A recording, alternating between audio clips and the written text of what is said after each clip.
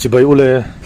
voi ni September ni somni pakhat sang ni somni pakhat ania tuna hian tlai dar khat chonu dar khat le minute somnga panga ani hei Aizawl le a che vela chumam dan hi voin chumak danglam mawi danglam khop maya kanan tilang tuk tu nge hei Aizawl khopui bi ka chu hei veng ur maya in te po chiang takin a lang ani chuan Aizawl chungai ro chuan chu ma jing chu ya tuna hian fawang lo hnai to a September tlatop lam ani a fawang October ron thleng trep to ni chun hei kan hmawngin chum hi an sang to dewa chuti rolin an lan dan hi mawi em ani chumin thuvel hi lang chiang em hei 3D ang mai hian in omani 3D video mi ang mai hian in omani hei chum pui jing hi a mawi em ani asan to wang hian ro hi a latran to ro sur khat to deuh don ti te po a hriata chuti lain September thai chuanin ro sur thut te poi lom ve thowa mai ro chu fawang nai to lam ani awang khan ro sur te po hi a khat tana engemaw chang chuan ro phing pi siau te chu ron kal ve le thin ma se tam to lem lo thin ani hei Aizawl chualam tlang zo kho sang vel te chu a fai vu maya a hring dup maya mu nom em ani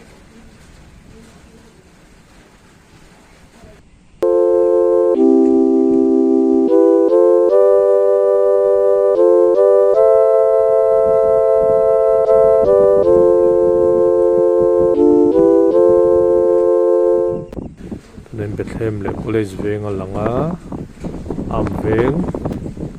lang le a chuanin tui thiang tlem a langa saron veng tlem zema bawk lam a langa thum pui then khat chuan hei chalfil tlang hi chumin a bawh chuai mai ani a dung tluanin chumin a bawh ni tur hi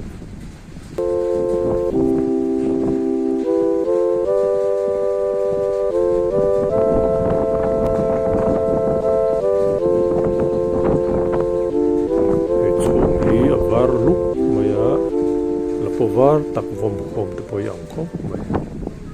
hei chhum lan dan hi helai vel pe chu hei Chhimbal rawng lek lek hin in oma han zoom nei hin a mawi khop mai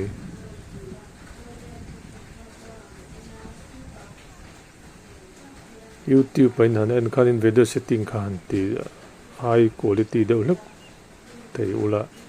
a chiang le zol don ani chhum lan dan hi ei a thuk lai ti mai anga dep te hi omrui maya mawi em ani 3D ang em ani kan ti to kha